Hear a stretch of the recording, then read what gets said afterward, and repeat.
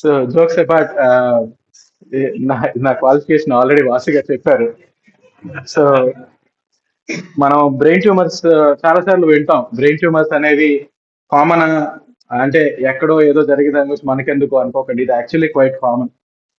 మీరు సరిగ్గా ఆలోచిస్తే మీకో, మీకు తెలిసిన వాళ్ళకో, మీ రిలేటివ్స్ కో, మీ ఫార్ రిలేటివ్స్ కి ఎవరో ఒకరికి బ్రెయిన్ ట్యూమర్ వచ్చే ఉంటుంది. ఏదో బ్రెయిన్ ట్యూమర్ వస్తుంది, లేదా వేరే దగ్గర బ్రెయిన్ ట్యూమర్ వచ్చి అది బ్రెయిన్ కి స్ప్రెడ్ అవుతుంది. ఇక్కడ రిలేటివ్లీ లెస్ కామన్, కానీ నేను ట్రైన్ అయిన దగ్గర ఎవ్రీ ఫిఫ్త్ పర్సన్ కి బ్రెయిన్ ట్యూమర్ వచ్చేది.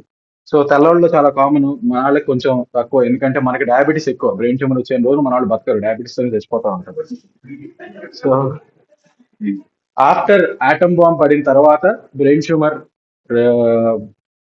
యొక్క ఇన్సిడెన్స్ అంటాం. అంటే ఒక 1000 మందిలో ఎంతమందికి వస్తుంది డిసీజ్ అనే దాన్ని ఇన్సిడెన్స్ అంటాం. ఆటమ్ బాంబ్ వేసిన దగ్గర నుంచి world wide brain tumour incidence చాలా స్పైక్ అయింది. ఆ, ఎవరికైనా క్యాన్సర్ తో చనిపోయారంటే వాళ్ళు అల్టిమేట్ గా చనిపోయేది క్యాన్సర్ బ్రెయిన్ కి వెళ్ళే. సో బ్రెయిన్ అంత వైటల్ ఆర్గాన్, బ్రెయిన్ ఎఫెక్ట్ అవునంత వరకు ఏ క్యాన్సర్ లోనూ యూజువల్ గా చావు రాదు. సో పిల్లల్లో వస్తుందా అంటే ఎస్, పిల్లలు యాక్చువల్లీ 4 years to 8 years లో పిల్లల్లో హై రిస్క్ ఆఫ్ బ్రెయిన్, అంటే ఆ పీరియడ్ లో ట్యూమర్స్ చాలా కామన్ గా వస్తాయి. సో ఎంతో దరిద్రం బాగుంటే తప్ప బ్రెయిన్ ట్యూమర్ రాదు, అంత దరిద్రం బాగుంటే తప్ప నన్ను కలవటానికి రాదు. సో ఇదే సిచ్యువేషన్. ఏంటి బ్రెయిన్ ట్యూమర్ వస్తే చచ్చిపోతారా అంటే not all cases. Brain tumours కూడా మన సినిమాలో కామెడీ విలన్లు, మెయిన్ విలన్లు ఎలా ఉంటారు, బ్రెయిన్ ట్యూమర్స్ కూడా యాక్చువల్ డేంజరస్ బ్రెయిన్ ట్యూమర్స్ ఉంటాయి. కొన్ని మన ట్రీట్మెంట్ వచ్చింది కాబట్టి కామెడీ అయిపోయినాయి, కానీ లేకపోతే అవి కూడా యాక్చువల్లీ సీరియస్. సో ఒక బ్రెయిన్ ట్యూమర్ డయాగ్నోజ్ అయితే మన అవెంజర్స్ లో థానోస్ ఇటుకేస్తాడు కదా, లైఫ్ అలా చేంజ్ అయిపోద్ది అనమాట. ఆ పాయింట్ దగ్గర నుంచి ట్రీట్మెంట్ డాక్టర్ చుట్టూ తిరగటం తప్ప ఇంకేమీ ఉండదు mostly. But that was story of the past. Now ఇప్పుడు lot of modern technologies, brain tumour surgery అయిన తర్వాత కూడా నార్మల్ లైఫ్ లీడ్ చేస్తున్న పేషెంట్స్, మా పేషెంట్స్ చాలా మంది ఉన్నారు. సో ఎలా వస్తుంది బ్రెయిన్ ట్యూమర్ అంటే ఇద్దరు బ్రెయిన్ లో ఉన్న సెల్స్ నుంచి రావచ్చు, ఇన్ లేదా వేరే దగ్గర క్యాన్సర్స్ నుంచి రావచ్చు. మోస్ట్ కామన్ గా లంగ్ క్యాన్సర్, బ్రెస్ట్ క్యాన్సర్ నుంచి వస్తాయి అన్నమాట బ్రెయిన్ ట్యూమర్స్. సో బ్రెయిన్ లో ఉండే సెల్స్, రకరకాల సెల్స్ నుంచి రకరకాల ట్యూమర్స్ వస్తాయి. సో ఎన్ని టైప్స్ ఆఫ్ బ్రెయిన్ ట్యూమర్స్ ఉన్నాయి అనుకుంటున్నారు రఫ్ గా, ఒక ఎస్టిమేట్ ఏమైనా గెస్ట్ తీసుకోండి, రైట్ ఆన్సర్ రాంగ్ ఆన్సర్ ఏమి ఉండదు. సో ఇది 2012 లో WHO ఇచ్చిన టైప్స్ ఆఫ్ బ్రెయిన్ ట్యూమర్స్ ఇన్ని ఉన్నాయి. అండ్ 2021 అప్డేట్ లో దీనిలో ఇంకొక 30 యాడ్ అయింది. సో దీనిలో 4 గ్రేడ్స్ ఉంటాయి based on how severe it is. ఒక విలన్ల గుంపు అంతా, రకరకాల విలన్లు, రకరకాల టైప్స్, ఒక్కొక్కడికి ఒక్కొక్క వీక్నెస్ బట్టి మనం ట్రీట్మెంట్ ఇస్తాం అన్నమాట. సో ఇది ఎలా ట్రీట్మెంట్ ఇస్తాం, ఒక బ్రెయిన్ ట్యూమర్ డయాగ్నైజ్ అయిన తర్వాత ఎలా అల్గోరిథమిక్ గా చేస్తాం అంటే ఇది ఉంటే ఇది. ఎందుకు ఇన్ని టెస్టులు చేస్తారు అంటే ఇన్ని రకాలు ఉన్నాయి కాబట్టి అన్ని టెస్టులు చేయాలి. ఒక్కొక్క రకానికి ఒక్కొక్క సపరేట్ టైప్ ఆఫ్ ట్రీట్మెంట్ ఉంటుంది. సో ఒక్కొక్క ట్యూమర్ కి ఒక్కొక్క సపరేట్ ట్రీట్మెంట్ ఎలాగనేది ఇలా అల్గోరిథం బేస్ లో చేస్తాం అనమాట. సో మీకున్న ట్యూమర్ ఏంటి, దానికి ఏం ట్రీట్మెంట్ ఇవ్వాలి, దానికి ఏది బెస్ట్ అనేది డిసైడ్ చేస్తాం. సో బ్రెయిన్ లో మీ అందరికీ తెలుసు ఈ రెడ్ లైన్ ఉంది కదా, ఇది చాలా కామన్ గా ఉంటుంది. ఈ రెడ్ లైన్ చూస్తున్నారు ఇక్కడ, ఈ రెడ్ లైన్ పైన పెద్ద మెదడు సెరిబ్రమ్ అంటాం, రెడ్ బ్రెయిన్ కింద చిన్న మెదడు అంటాం. సో ట్యూమర్ లొకేషన్ బట్టి మనకి ఎప్పుడైనా సిమ్టమ్ అనేది ఉంటుంది. సో మోస్ట్ కామన్ సిమ్టమ్ ఏంటండి? కామన్ సెన్స్ అండి, హెడేక్. Yes, very good. కానీ 54% లోనే హెడేక్ ఉంటుంది. 68% పీపుల్ కి ఈధర్ మాట పడిపోవటము, లేదా నడిచేటప్పుడు ఇబ్బంది రావటము, హ్యాండ్ సరిగ్గా కదలకపోవటము, ఇలా ఓవర్ టైం ఫంక్షన్ పోతుంది. Loss of function is more common in brain tumour than headache. కానీ headache is very ignored symptom. ఇదేమీ రానప్పుడు, హెడేక్ మాత్రమే ఉన్నప్పుడు మామూలు తలనొప్పి అని తోసేస్తా ఉంటారు. అలాంటప్పుడే అవి లేట్ గా డయాగ్నోజ్ అవుతాయి. So headache is less common but more dangerous symptom. చేయి పని చేయట్లేదనకన్నా పరిగెత్తుకొస్తారు, మాట కొంచెం తడబడంగానే పరిగెత్తుకొస్తారు. కానీ హెడేక్ ఉంటే మాత్రం వామిటింగ్ ఉన్నా తోసుకెళ్ళిపోతా ఉంటారు. మోస్ట్ కామన్ గా ఎర్లీ మార్నింగ్ నిద్ర లేవగానే హెడేక్ రావటం, నిద్ర లేవగానే వామిటింగ్ సెన్సేషన్, వామిటింగ్ రావటం is very classic feature of brain tumour. So fits కూడా వస్తాయి ఓ 30%. బట్ అగైన్ ఫిట్స్ వస్తే వెంటనే డాక్టర్ దగ్గరికి వస్తారు కాబట్టి ఎర్లీ ట్రీట్మెంట్ దొరికింది. గుడ్ ఇది. కొంతమందికి చూపు చూపు తగ్గిపోవటం, వినికిడి తగ్గిపోవటం, మూతి వంకర పోవటం ఇలాంటివి కూడా ఉంటాయి. మొండ్రోకెళ్ళి డాక్టర్ అని అంటాం. అంటే ఏంటంటే బ్రెయిన్ లో ప్రెషర్ పెరగటం వల్ల tumour is dangerous. So normal గా బ్రెయిన్ స్కల్ అనే స్పేస్ ఉంటే దానిలో కావాల్సినంత టిష్యూ ఆల్రెడీ ఉంది. స్కల్ లో ఇంకా ప్లేస్ లేదు. దాని మీద బ్రెయిన్ ట్యూమర్ యాడ్ అయినప్పుడు it will lead to more problems అనమాట మనకి. సో డిఫరెంట్ డిఫరెంట్ సైజెస్ లో డయాగ్నోజ్ అవుతాయి ట్యూమర్స్, డిఫరెంట్ డిఫరెంట్ లొకేషన్స్ లో అవుతాయి. ఆ, చనిపోవడం ఎందుకు అంటే ఎప్పుడైతే చిన్న మెదడుకి ప్లేస్ దొరకదో, చిన్న మెదడు అనేది మనం బతుకుంటానికి ఎంతో అవసరం. బ్రీతింగ్ కానీ మనం గుండె కొట్టుకోవడం కానీ అన్ని కంట్రోల్ చేసే చిన్న మెదడు. ఎప్పుడైతే ట్యూమర్ పెరిగి చిన్న మెదడుని తొక్కేస్తుందో, చిన్న మెదడు మీద ప్రెషర్ పెట్టి అది పని చేయలేకుండా చేస్తుందో, దట్ విల్ కాజ్ డెత్. ఎవరు ట్రీట్మెంట్ చేస్తారు బ్రెయిన్ ట్యూమర్స్ కి? సర్జన్ ఒకళ్ళైనా కాదు, it's a team effort.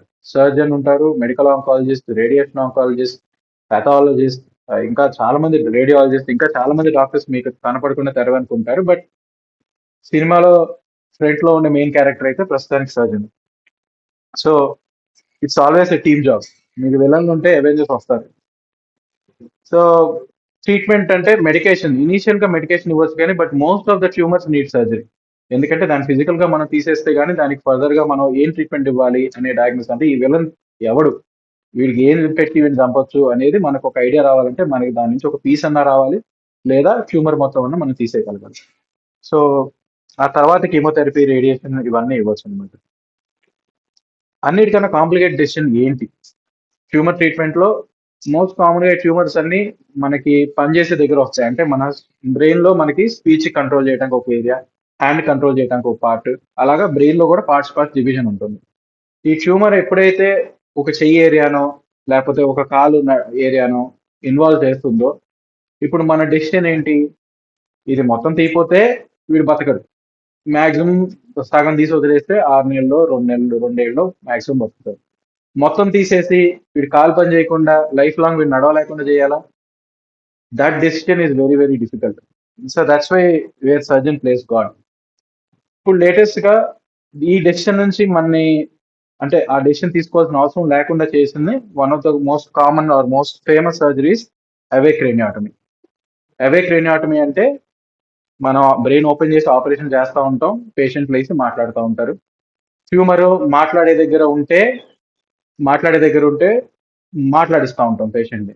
Tumour చేయి కంట్రోల్ చేసే దగ్గర ఉంటే చేయి కంట్రోల్ చేస్తాం. సో మనం ట్యూమర్ తీసేటప్పుడు పేషెంట్ చెయ్యి మూవ్ అవుతూ ఉంటుంది. ఎప్పుడైతే మనం ఆ బ్రెయిన్ పార్ట్ ఏదైతే చెయ్యిని ఎఫెక్ట్ చేస్తుందో బ్రెయిన్ పార్ట్ కి వెళ్తామో అప్పుడు చెయ్యి మూమెంట్ ఆగిపోతుంది. ఆగిపోయినప్పుడు ఇంకా మనం ఫర్దర్ గా అక్కడ సర్జరీ చెయ్యం. So will come back from that area. So మొత్తం ప్రాసెస్ ట్యూమర్ తీయటం ఒక 3-4 అవర్స్ ఉంటుంది. మొత్తం టైం పేషెంట్ అవేక్ గానే ఉంటారు అనమాట. సో ఇది అవేక్ గా ఉన్న పేషెంట్ తో మనం గిటార్ వాయించవచ్చు, వాడితో స్టోరీ చెప్పించవచ్చు, ఏం కావాలంటే అది చేయించవచ్చు అనమాట. సో ఇది one of my patients. Patient is a anganwadi worker. So ఆవిడకి mother of 2, single mother, husband చనిపోయారు. సో ఇద్దరే చిన్న చిన్న పిల్లలు. సో అక్కడ కనిపిస్తుందా మీకు tumour? Anybody want to see again?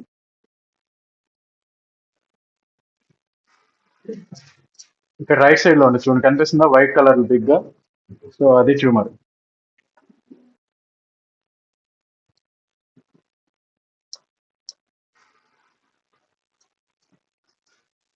అది ఓకే.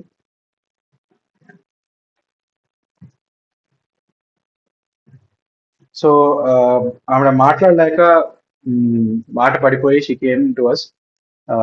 అండ్ అన్ఫార్చునేట్లీ ఆవిడ స్పీచ్ ఏరియాలో చాలా పెద్ద ట్యూమర్ ఉంది, లెఫ్ట్ సైడ్ మాట్లాడే దగ్గర పెద్ద ట్యూమర్ ఉంది. సో మొత్తం తీసేస్తే she will not be able to speak for ever.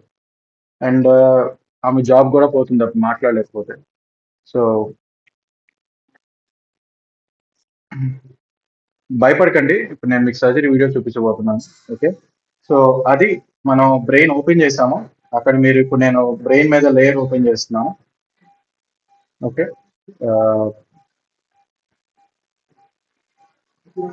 So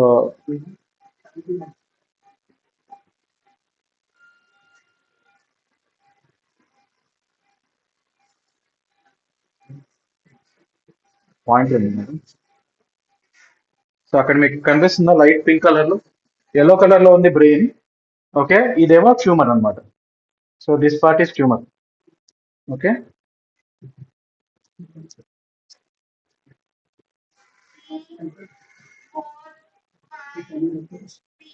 ఎవరు కౌంట్ చేస్తుంది కనిపిస్తుంది.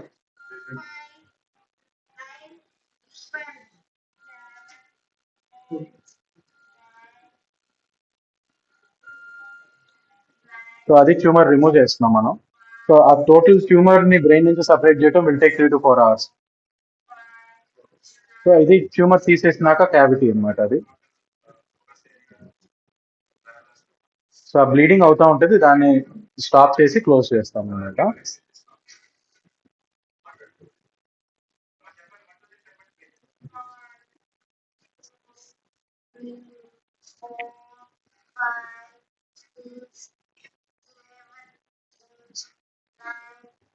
ఇది వీడియో కనపట్లేదు.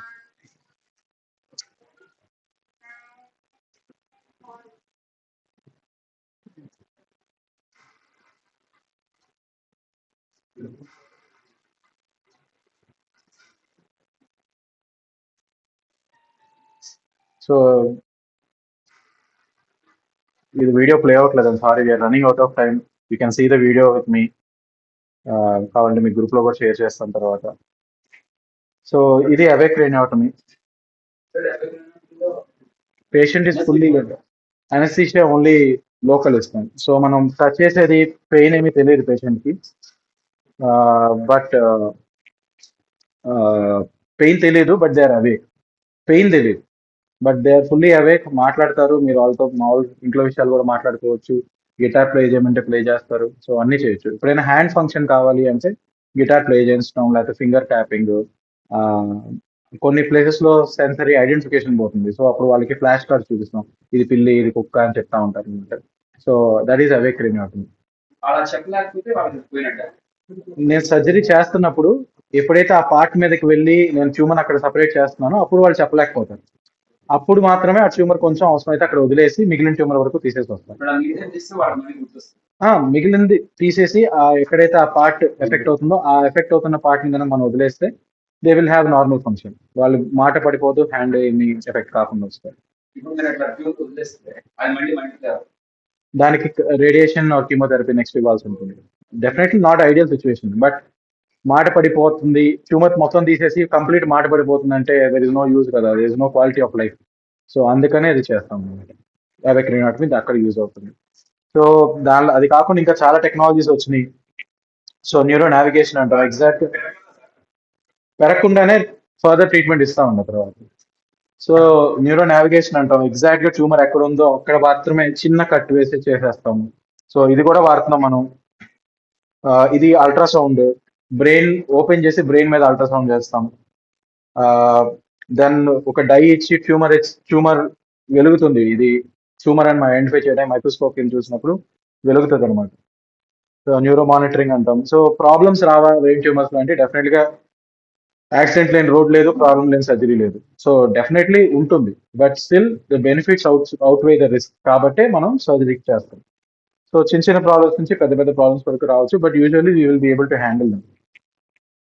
ఆ తర్వాత రేడియేషన్ ఇస్తాం అనమాట. Radiation, chemotherapy next stage of the brain tumours. Types of brain tumours లో మోస్ట్ అన్నిటికన్నా బిగ్గెస్ట్ విలన్ అయితే గ్లయోబ్లాస్టోమా. ఇది వస్తే usually even if the best treatment and best surgery between 3 to 5 years మాత్రమే సర్వైవ్ అవ్వగలరు. ఈయన ఎవరో తెలుసా మీకు? Yeah, he passed away with గ్లయోబ్లాస్టోమా. ఇది మెనింజోమా అంటాం. It's very common, relatively very easy, అంటే ఈజీ టు ట్రీట్ కాదు కానీ బట్ ట్రీట్మెంట్ చేసిన వాళ్ళంతా దే డూ వెరీ వెల్.